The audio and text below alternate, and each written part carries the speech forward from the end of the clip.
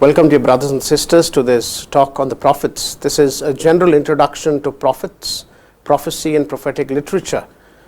The general idea of a prophet, if I were to ask you, what do you think or who do you think a prophet is? You'd normally say somebody who tells me about the future, someone who tells me what I'm supposed to do, etc. However, biblically speaking, this is not at all the idea of prophet or prophecy. Prophet or prophecy is not about telling the future, it's about looking at the present. As we go through this talk, I'll be explaining this in greater detail. The first point we'd like to look at is how do we get the word prophet? The Hebrew word for this is nabi, and nabi means basically a spokesperson, someone who speaks on another's behalf. And this was the typical idea of a prophet, somebody who spoke on behalf of God. And this is how we got the word nabi. Nabi really is a translation of two different themes that we see in prophecy and in prophetic literature. One is that of a seer who is able to see, and that's how we get the term seer, one who sees. On the other hand, it is one who also experiences. He is a man of God, not any person, not any spokesperson, but specifically a man of God. And so combining these two themes, we get the idea of nabi. When we look at the Greek aspect of it, the Greek term for a prophet is mantis, and this simply means an ecstatic prophet, somebody who would burst out into prophecy and start speaking. However, the translators of the Hebrew text into the Greek, which we refer to as the Septuagint or the LXX, specifically made sure that they did not use this word mantis, because mantis had a number of other connotations, and these connotations could range from people who were high on drugs, people who went into a trance, etc., and therefore not necessarily meant that they were really representatives or spokespersons of God. And so what was the term that they used? They used the term prophetes, from where we get prophet, which simply means again a spokesperson, one who speaks on behalf of the other. When we look at prophecy, we must keep some things in mind. First, as I said, that they were spokespersons for God. And so primarily they spoke, they didn't write. And so they spoke based on what they saw, what they heard, their evaluation of the scenario.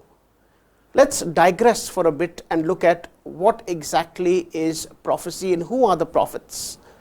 The prophets, my dear brothers and sisters, simply speaking, as I said earlier, were mouthpieces of God, were spokespersons of God.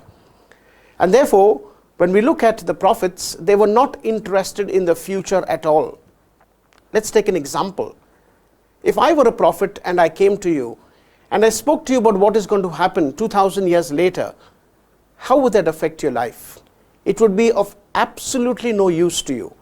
And so the prophets were not really speaking of the future. They were people who were evaluating the present. These prophets, my dear brothers and sisters, had a keen acumen for politics, for the current scenario, and they were able to evaluate everything that went around in the context and in the light of God's covenant, the Sinai covenant. And therefore, all these prophets looked at the current scenario, they looked at what is happening around in society, and they spoke on God's behalf. But did the prophets not speak about the future? Well, certainly they did. But it was not the future that they were concerned with. They were concerned with the present and the fallout of listening or not listening to them. And it is only in that context that they mention the future. So for example, what is God's plan for my life in the here and now? A prophet would give me an oracle. Thus says the Lord, this is what you are supposed to do. You are supposed to take the right path. If I did not choose that path, then this is what would happen to me. That's the future aspect. But he's speaking of the present life. He's speaking of the here and now. If I chose what is good, this is what would happen. If I chose what is bad, this is what would happen. And it is only in that context that the prophets really spoke of the future. They were concerned primarily with the present, and this is what they really focused on. The two words that I spoke of, the man of God, is Ish Elohim, and the second, the seer, is Roe. And both these really represent prophecy in its true form.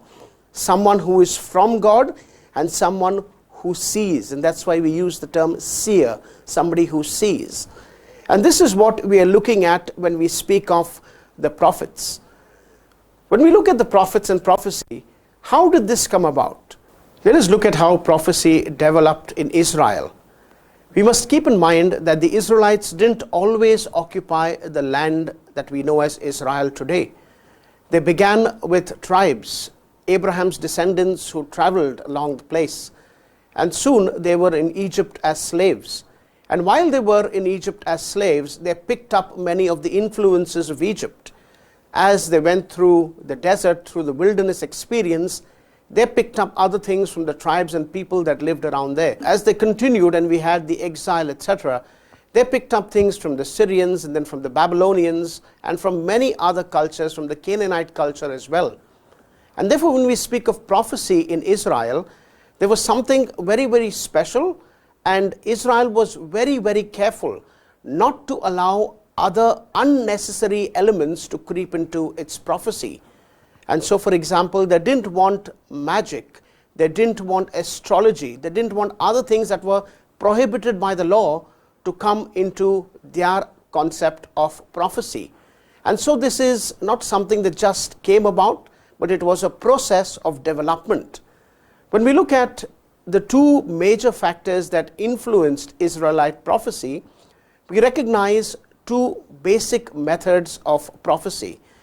The first is from Babylon, and this is called inductive method of prophecy. What was the belief of the Babylonians? Their belief was that the future reveals itself in the present, or to put it simply, the shadow of the future lies here in the present. And therefore, if you want to look at the future, you need to look at what is happening in the present. And there were two basic methods that they used to induce these things. The first aspect was the natural phenomena. And so they would look at the sky, look at the pattern of the birds flying, the fish swimming in the water, the animals herded together, etc., and they would induce something from it.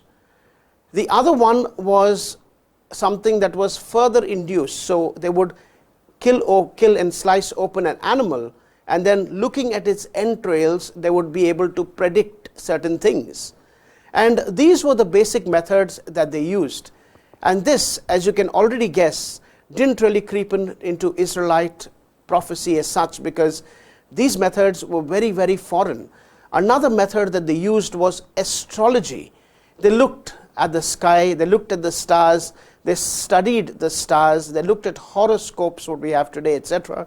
And these things were left out of Israelite prophecy, precisely because they had a lot of magical connotations, a lot of things that really went against the first commandment. I am the Lord your God, you shall have no gods before me. And the Israelites are very, very careful about this. The second aspect is that came from the Syrians. And this slowly crept into Israelite prophecy and prophetic tradition. This is called intuitive prophecy. What do we mean by intuitive prophecy? As the word or the term suggests, it is an intuition that you have about something. And therefore, this kind of prophecy dealt really with dreams, with visions, with premonitions, with an idea of something or a fear that is inexplicable, or some joy, some feeling of a person. And this really was something that came into Israelite prophecy, and we see this very often in the prophets. The prophets dream, the prophets see visions, etc. And this is basically what really influenced Israelite prophecy. However, they didn't just take everything as it is, but They thoroughly streamlined things. They strained out all the matter that wasn't part of their heritage, that went against the law, etc. And only after many, many refinements did these things come into Israelite prophecy. So Israelite prophecy became famous. It kind of ranged and grew from being nothing and slowly moving into something that was very specific, something that was very clear, and something where God was all important. And so this is what we see as we go through Israelite prophecy. Let's look at prophecy in Israel. When we look at prophecy in Israel, we see that there are 5 basic forms of prophecy. The first was a prophet that was paid by the king, and that was the king's prophet or the royal prophet. And this prophet got his salary from the king. And therefore, while there were prophets who were really good and really God-fearing and really spoke for God, because he drew his salary from the king, many of them were tempted into speaking in favor of the king, and therefore were not really true to their profession of being prophets. The second are the roaming prophets, and we see this very often. For example, in the books of Samuel, 1st and 2nd Samuel, that these prophets moved around in groups. They were ecstatic. They would get into a trance and they would prophesy. And this was a group of prophets that just moved around. They were also referred to as clans of prophets, a family of prophets, a group of prophets. And this is really what early Israelite prophecy was like. Then you had the prophet of the cult. And this prophet was really paid or hired by the shrines. And so, for example, you have the prophets at the shrines of Bethel, at Dan, and other places. And these prophets really again drew their salaries from the shrine. And therefore you can imagine, again, as temptation would creep in, they would not really be able to always withstand this temptation and speak clearly in favor of what God is saying. Then next was the other group, that was the independent prophets. These prophets were hired by no one, they were paid by nobody, they did not owe allegiance to anyone, and therefore they were really the true prophets. They were the prophets who really spoke what God said to them, because they did not get incentives from anyone to speak, and they were not really bothered about what happened to them. And finally, we have the group called the classical prophets. These are the prophets that we know. These are the prophets whose life and oracles are written in the scriptures. And these prophets really spoke on behalf of God. Very, very clearly, these prophets were not really hired by anyone, and they were God-fearing. They spoke in God's name, sometimes even telling the king to his face that he was wrong. A good example of this could be the prophet Nathan, who comes to David and who speaks to David about what he has done that is wrong. He has married Bathsheba, someone else's wife. He has killed Uriah, her husband, and he is now married to Bathsheba. And the prophet Nathan is sent by God to admonish David. And you can see how clearly, without wavering, he tells David that he is wrong. Now, this is the kind of true prophecy. In Israel, we had both true prophets and false prophets. And a good litmus test for understanding whether a prophet is true or false is to realize whether the prophet really pricks the conscience of the king of the people. The prophets are always known as the conscience of the people. They were the conscience of Israel. And therefore, these prophets spoke fearlessly, irrespective of what harm came to them or what benefit came to them. They spoke faithfully in Yahweh's name. That is all that mattered to them. Very often, perhaps they struggled with this. And this is clear in the prophet Jeremiah, for example, where he says that I tried not to speak your words, but your words were like a fire in my bones, and I could not hold them in. The more I tried to hold them in, the more I struggled. And so, my dear brothers and sisters, these prophets really spoke in God's name. We have three categories of prophets as broken up by biblical or scripture scholars. And these depend on their timeline or the period when they prophesied. Three basic types of prophecy. One is pre-exilic. Remember, the exile was a very big event that happened in the life of Israel. It altered the life of Israel completely.